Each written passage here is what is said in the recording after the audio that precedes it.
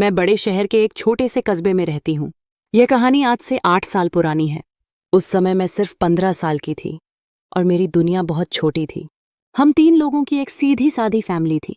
मेरे वालिद दूसरे शहर में मुलाजमत करते थे और मैं अपनी माँ के साथ गांव में रहती थी। यह वाकया तब पेश आया जब हमारे एक करीबी अजीज की शादी दूसरे शहर में तय हुई। शादी की तैयारियां अपने उरूज पर थीं और गर्मियों के दिन थे। मेरे वालिद पहले ही दूसरे शहर जा चुके थे। माँ और मैं बाद में जाने वाले थे। माँ को नेक कपड़े सिलवाने थे। उन्होंने बाजार के हुजूम से बचने के लिए हमारे मोहल्ले के दर्जी को बुला लिया। वह दर्जी सिर्फ औरतों के कपड़े सिलाई करता था और अपने काम में बहुत माहिर था। उसकी सबसे खास बात यह थी कि वह हमेशा साफ सुथरे कपड़े, सर पर टोपी और हल्की सी दाढ़ी रखता था। देखने में शरीफ, बोलने में नरम और अंदाज ऐसा कि औरतें उस पर आसानी से एतमाद कर लेती थीं। वह दर्ज ही मेरे वालिद का पुराना दोस्त था, इसलिए माँ ने उसे बिना झिझक बुला लिया। उस रात जब वह आया तो मैं सहन में बैठी हुई थी। माँ ने दरवाज़ा खोला और उन्हें सलाम के साथ अंदर लाई। माँ कहने लगी, बेटी देखो कौन आया है। मैंने दर्जी को देखा। वह हमेशा की तरह नरमी से मुस्कुरा रहा था। कहने लगा, बेटी बड़ी हो गई हो। माँ ने फौरन उन्हें पानी दिया। फिर पूछा, दूध पिएंगे? चाय का वक्त तो निकल चुका। दर्जी माँ की बात सुनकर हंसने लगा। कहने लगा, जी मैं दूध पीने से इनकार नहीं कर सकता। किचन में जाकर माँ ने दूध तैयार किया। मैं वहां बैठी रही और दिल ही दिल में सोचने लगी कि यह दर्जी अंकल कुछ ज्यादा ही घर के लग रहे हैं। जब दूध खत्म हुआ तो माँ ने कहा, आइए कमरे में चलते हैं, कपड़े और नाप ले लें। वह दोनों अंदर चले गए। मैं कुछ देर के बाद उठी और पानी पीने के बहाने अंदर की तरफ चली गई। कमरे का दरवाज़ा बंद था मगर लॉक नहीं था। जैसे ही मैंने दरवाज़ा थोड़ा सा खोला, मेरे कदमों के नीचे से ज़मीन निकल गई। दर्जी नाप ले रहा था। माँ खामोश खड़ी थी। उनका दुपट्टा उतरा हुआ था और कमरे में एक अजीब सी खामोशी थी। मुझे देखते ही दोनों के एकदम डर गए। माँ ने जल्दी से दुपट्टा ठीक किया। दर्जी फौरन पीछे हटा और कहने लगा, बस बेटी, मैं नाप ले रहा था, बाकी नाप मैं कल ले लूंगा। मैंने उसकी बात सुनकर अपना सर झुका लिया। मैंने माँ से कहा, माँ मुझे नींद नहीं आ रही थी, मैं इसलिए अंदर आ गई। माँ ने मेरा हाथ पकड़ा और मुझे बाहर ले आई। दर्जी ने जल्दी जल्दी कपड़े समेटे और कहने लगा, बाकी काम कल करूंगा। मेरे दिल में कुछ हलचल जरूर पैदा हुई थी। अगली रात लगभग वही वक्त था। माँ ने मुझे जल्दी सुला दिया, लेकिन शायद उन्हें यह पता नहीं था कि मैं जाग रही हूँ। फोन की घंटी बजी। माँ बाहर गई। दरवाज़ा खोला और कोई आहिस्ता आहिस्ता अंदर आया। यह दर्जी ही था, लेकिन इस बार वह सीधा उसी कमरे में चला गया। माँ ने उसे देखकर दरवाज़ा बंद कर दिया। मेरे दिल में अजीब अजीब से वसवसे उठने लगे, लेकिन मैं खुद को संभाल कर लेटी रही। माँ दर्जी से कह रही थी, यह बच्ची है, इसे कोई समझ नहीं आएगी। जिज्ञासा में मजबूर होकर मैं उठी और कमरे की खिड़की के पास चली गई। पर्दे के पीछे देखा तो वह मंजर मेरी आंखों के लिए बिल्कुल नया था। मैं ठहर गई। मैं बिल्कुल साखित हो गई। मैं हैरान भी थी और परेशान भी। दर्जी और माँ एक दूसरे के बहुत करीब थे। उनके चेहरों पर मुस्कुराहट थी, जैसे बरसों की प्यास बुझा रहे हो। माँ ने जैसे ही दर्जी का कंधा दबाया, मेरा दिल सिर गया। यह सब क्या हो रहा था? मैंने कमरे की खिड़की से जो कुछ देखा वह मेरी समझ से बिल्कुल बाहर था। मेरी माँ, जो मेरे लिए इज्जत, वकार और मोहब्बत की अलामत थी, आज दर्जी के साथ किसी और ही रंग में नजर आ रही थी। पर्दे के पीछे एक ऐसी दुनिया चल रही थी जिसे शायद सिर्फ बड़े समझ सकते थे। दर्जी माँ के करीब बैठा था। उसके चेहरे पर एक अजीब सी चमक थी। माँ हंस रही थी, वह हंसी जो मैंने बरसों बाद सुनी थी। एक अलग सा सुकून था, जैसे बरसों का बोझ उतर गया हो। मैं चुपचाप वापस अपनी चारपाई पर आकर लेट गई। मेरी आंखें बंद थीं, मगर दिमाग लगातार सवाल कर रहा था, ये सब क्यों, कैसे, कब से, और मैं ही क्यों इसकी गवाह बन गई? अगले दिन सुबह नाश्ते पर माँ बिल्कुल आम सी थी। उन्हें पराठा और अंडा बनाया। मुझे दूध दिया और मेरी नींद के बारे में पूछा। माँ कहने लगी, रात तुम जल्दी सो गई थी। मैंने सर हिलाया और कहा, हाँ मुझे बहुत नींद आई थी, लेकिन अंदर से मेरा दिल कह रहा था कि असल में वह रात मेरे लिए खत्म नहीं हुई थी। शाम को जब माँ ने मुझसे कहा, बेटा आज रात दर्जी कपड़े देने आएगा, मैंने उससे कहा है कि रात को आना ताकि तुम्हारी नींद में खलल ना हो। मैंने सर हिलाया, लेकिन अब मैं तैयार थी। इस बार सिर्फ देखने के लिए नहीं बल्कि समझने के लिए। रात को मैंने माँ के हुक्म पर बिस्तर पकड़ लिया, लेकिन नींद को आंखों से दूर रखा। शायद माँ को पता नहीं था कि मैं जाग रही हूँ, लेकिन मेरी सांसों की रफ्तार बदल रही थी। रात के 10-30 बजे फिर दरवाजे पर दस्तक हुई। माँ दबे पांव जाकर दरवाजा खोला। दर्जी अंदर आया। उसके हाथ में एक बैग था, शायद कपड़ों का बैग। माँ ने आहिस्ता से दरवाजा बंद किया और उसे सीधा दूसरे कमरे में ले गई। मैं आराम से उठी और फिर उसी खिड़की के पास चली गई। पर्दे के पीछे रोशनी हल्की थी, लेकिन आवाजें साफ सुनाई दे रही थीं। माँ ने पूछा, क्या कपड़े तैयार हो गए? दर्जी कहने लगा, हाँ, सब तैयार हो गया। आपने जो कहा था सब रखा है। दर्जी की आवाज में एक खास नरमी थी। फिर माँ कहने लगी, और जो मैंने नहीं कहा था। माँ की इस बात में एक शौक ही थी जो पहले कभी नहीं सुनी थी।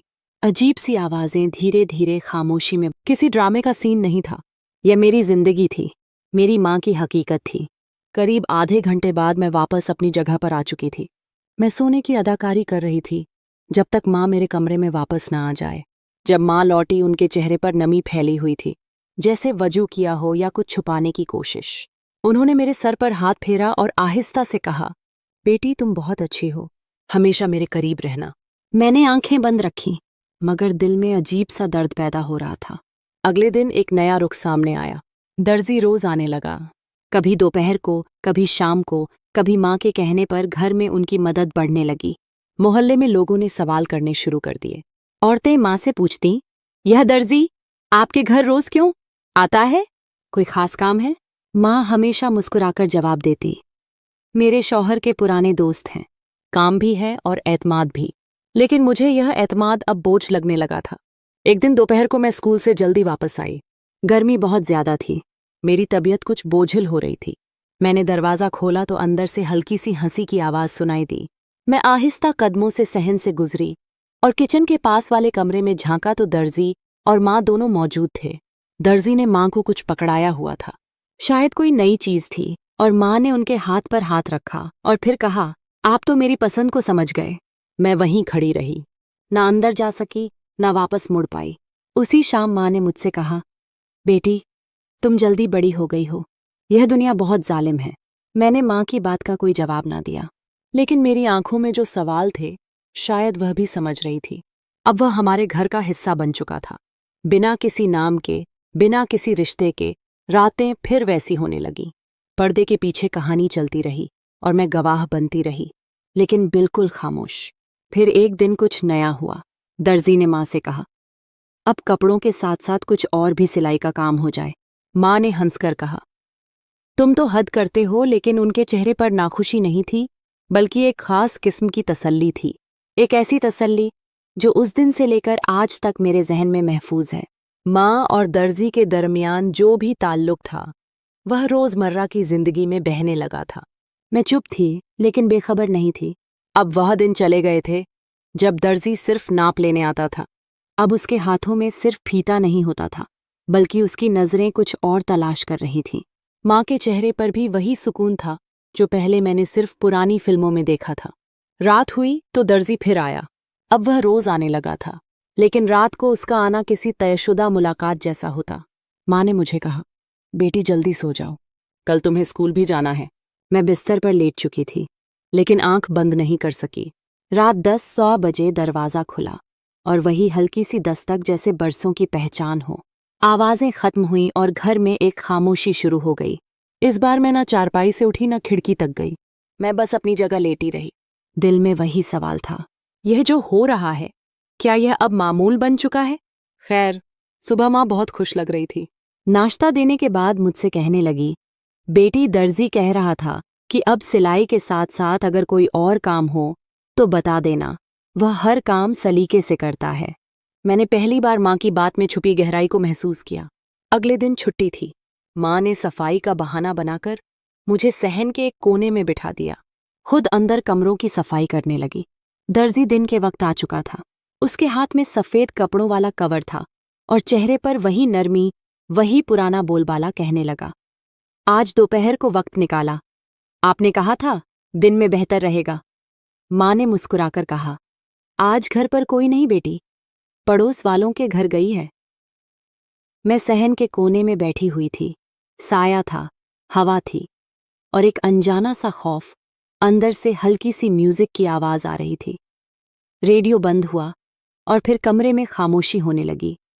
उसके बाद सरगोशियां गूंजने लगीं, माँ की हंसी, दर्जी की आहिस्ता बातें और कभी कभी चारपाई की हल्की आवाज। मैं यह सब सुन रही थी। मेरे दिल की धड़कन बहुत तेज थी।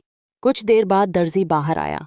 जाते हुए मुझसे कहने लगा, बेटी, तुम्हारी पढ़ाई कैसी जा रही है? मैंने सर झुकाकर कहा, जी, अल्लाह का शुक्र है। वह दर्जी चला गया। मैं माँ के पास चली आई। माँ अपने दुपट्टे के पल्लू से पसीना साफ कर रही थी। चेहरे पर अजीब सी थकन थी, मगर होठों पर मुस्कुराहट। माँ कहने लगी, बेटी, बाहर ज्यादा ना बैठा करो, बाहर बहुत गर्मी है। मैंने आंखों में आंखें डालकर उनसे पूछा, माँ, आप दर्जी को रोज क्यों बुलाती हैं?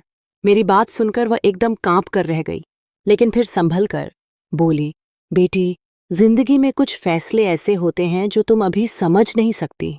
अब दर्जी के आने के दिन और वक्त मुकर्रर हो चुके थे। माँ ने अपनी दुनिया में शामिल कर लिया था, जैसे वह किसी रस्म के बगैर उनकी शरीके हयात बन गया हो। एक रात ऐसा हुआ जो मैं कभी सोच भी नहीं सकती थी।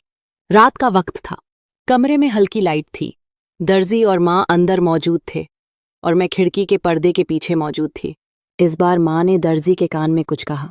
वह हंसने लगा, कहने लगा, इतनी खुशबू डाल ली है कि कपड़ों पर महक आ जाएगी। माँ ने शर्माकर कहा, यह खुशबू तुम्हारे कपड़ों पर अच्छी लगती है, सिलाई के साथ साथ खुशबू भी बेचा करो। मैंने उस दिन खिड़की से हटकर दिल में फैसला कर लिया, अब मैं कुछ नहीं देखूंगी और ना कुछ सुनूंगी। यह राज अब मेरा नहीं, उनका है। अगली सुबह माँ ने कहा, बेटी, अब दर्जी की दुकान पर अगर कुछ ले जाना हो तो तुम ले जाया करो। अब मैं खुद दर्जी की दुकान पर जाने लगी। कपड़े देने हो, नाप वापस लाना हो तो मैं ही जाया करती थी। एक दिन दर्जी मुझे कहने लगा, बेटी, तुम बहुत समझदार हो, तुम्हारी माँ बहुत